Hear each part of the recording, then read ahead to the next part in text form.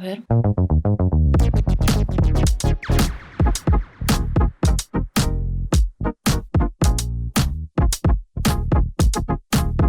Buenas, en esta reseña del día de hoy les voy a estar trayendo un poquito de las lecturas de las novedades que llegaron en el unboxing anterior. En este caso tenemos La Ciudad de la Luz, que es la nueva publicación de Inio Asano que sacó Ivrea, que también es autoconclusivo. Tenemos también como pequeños relatos que se van entrecruzando, que comparten personajes, que también son historias que por ahí se cuentan desde la perspectiva de un personaje, pero aparecen personajes de otros cuentos que terminan como desarrollándose o teniendo su propio marco narrativo un poco desfasados. Los conocemos por ahí en un cuento anterior, pero conocemos su historia o su desarrollo en cuentos siguientes. Eso me parece que de lo poco que leí de Inio Asano es algo recurrente en sus narrativas, que es tomar personajes, entrecruzarlos y seguir contando la historia de esos personajes de diferentes perspectivas. Lo cual a mí me parece sumamente interesante porque hace que los personajes sean tridimensionales. Es decir, no construye un personaje plano que es bueno, un personaje plano que es malo. Hay como diferentes aristas y diferentes tonalidades y matices que tienen esos personajes y que lo definen. Y que también en cierta manera permiten como construir las motivaciones por las cuales esos personajes llegaron a ser X personas o llegaron a cometer X hechos o acciones. Eso me parece que es una forma mega inteligente de tratar a los personajes porque no los banaliza y al mismo tiempo no los juzga. Deja que el relato no sabía hablar.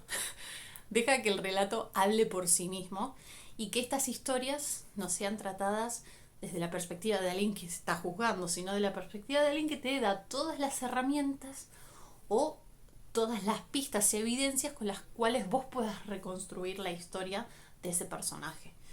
A mí particularmente es algo que me llama mucho la atención, que me parece sumamente interesante cuando está bien realizado.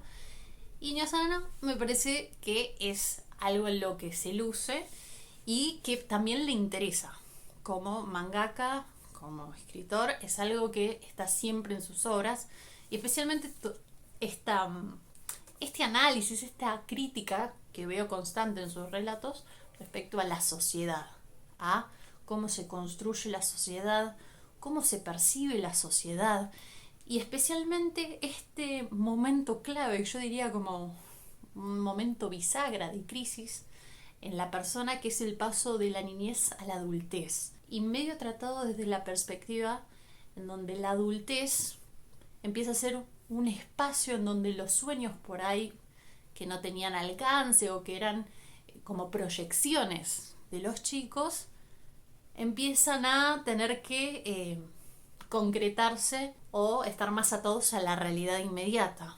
Muchas veces está ¿cómo decirlo? Ay, no me sale la palabra.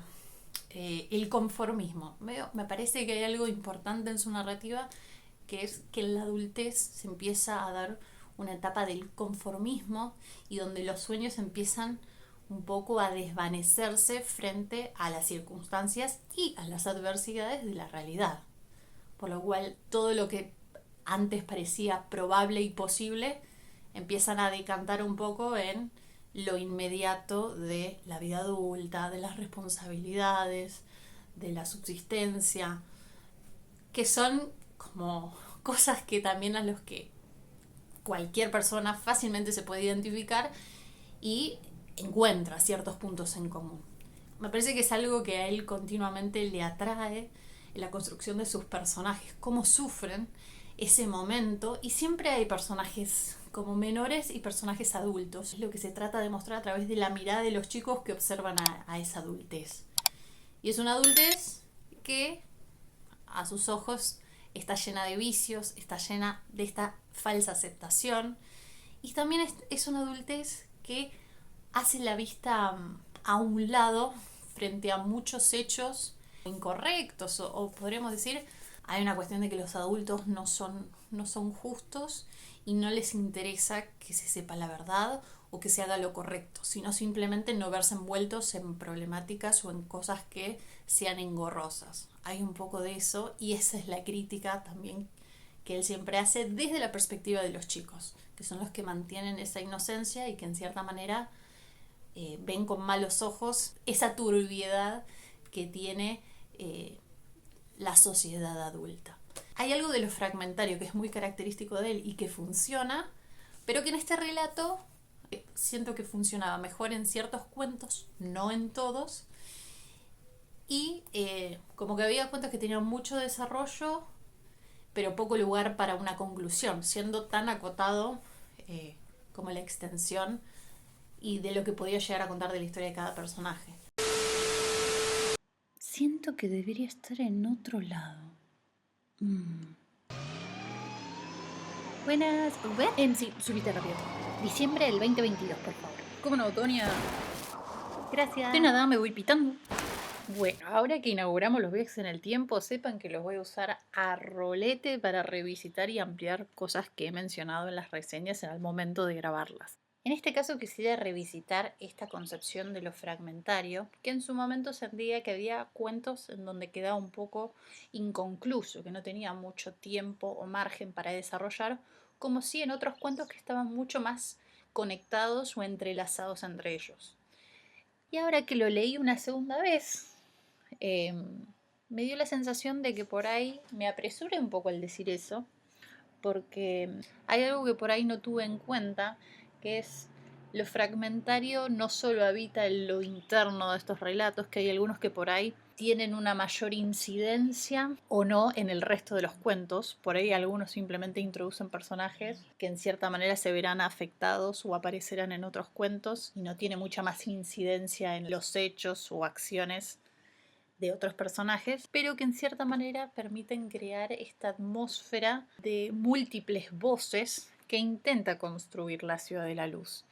Y eso también me parece que es un gran acierto de Inio Asano, que es utilizar todos los recursos posibles para construir una atmósfera, porque hay veces que no es solo la historia particular de los personajes, sino esta noción de una ciudad, con todas sus incontables historias y personajes y voces que tienen mayor protagonismo, un menor protagonismo, que conviven todas y coexisten en el mismo espacio y tiempo. Y eso me parece que se logra muy bien cuando la obra se la concibe en un todo y no como un fragmento independiente. Otra cosa que le gusta mucho a Inio Asano es esto de mostrar sentidos que se construyen a partir de intercambiar el orden de los factores en un sintagma. Esto es algo que ya aparecía inclusive en Nijigahara Holograph, con el cuento de Shuin Shui, no sé cómo se pronuncia, en el que se construye esta ambigüedad de si el personaje se había transformado en mariposa en su sueño o si una mariposa soñaba que se había transformado en él. En la Ciudad de la Luz, el juego que aparece es de un indigente que duerme en un banco como si estuviera muerto o un viejo muerto que parece estar dormido. Pero en estos juegos de palabras, lo más importante no es el juego en sí, sino más bien esta cuestión del reflejo espejado, es decir, de que algo que se muestra de una manera se percibe de otra, que puede ser completamente diferente del otro lado. Y esto es algo que lo podemos conectar con lo que mencionamos anteriormente de los personajes tridimensionales. Es decir, no está todo dicho de los personajes, inclusive cuando se piensa que se sabe todo de ellos. Hay un trasfondo, hay un pasado oculto, hay algo que habita por debajo de la superficie. Y eso es algo que continuamente aparece y se remarca en la narrativa de Inio Asano. Bueno, tengo una última cosa que decir, pero voy a esperar que mi yo del presente la diga para seguir comentando. Así que no me voy, me quedo acá cerquita. Pero a nivel global me parece que es una obra interesante, que también tiene un elemento de lo autobiográfico y dentro de toda esta cuestión de las dudas existenciales que genera la adultez, es enfrentarse a una realidad cotidiana, el trabajo, todo esto desde la perspectiva del mangaka, me parece que también brinda algo extra Y lo que también está bueno, ¿no? Tener como una mirada al interior, una ventana al interior de estos escritores. Inmóviles.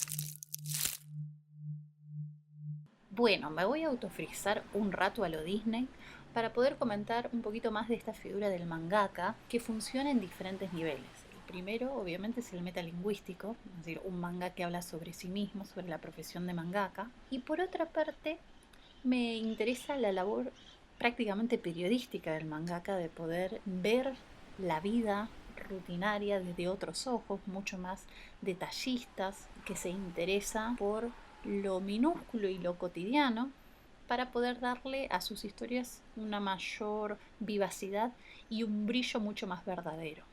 Esta cualidad de observar la realidad hasta el minúsculo detalle es algo que inclusive aparece en otros relatos que tratan de la profesión de mangaka, como es Bakuman, y permite en cierta manera pensar la totalidad de la Ciudad de la Luz como un ejercicio, como una experimentación de poder mostrar lo complejo de la vida y que las cosas no son blanco y negro, así como los personajes no son unidimensionales y solo tienen una cualidad que los define.